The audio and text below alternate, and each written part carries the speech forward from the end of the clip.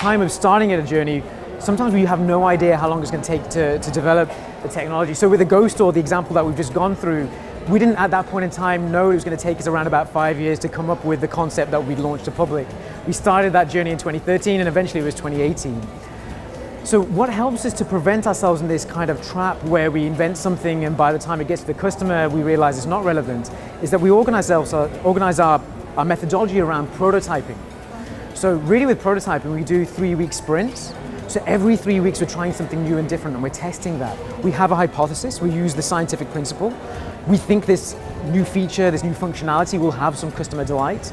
Does it really do that by the time we build it? If it does, that's great, you keep building on top of it. And you continue to layer on top of it. If you realize it doesn't, then you have to come back from that, revisit the original hypothesis.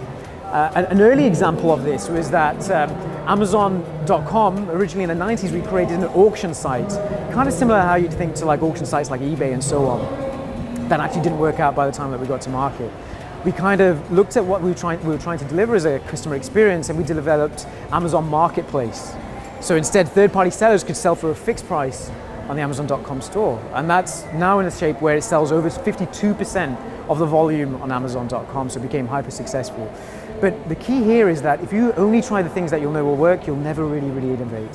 So you have to be willing to try these short sprints, learn from them, and adapt and pivot very, very quickly. The key thing is you use failure as a point of learning. So why did it fail?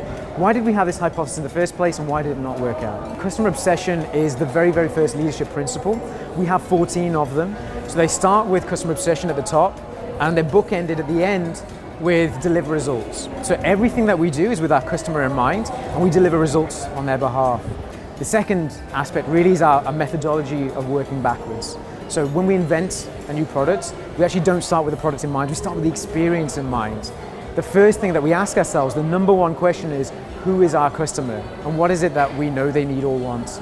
And then we start thinking about technology and use of technology.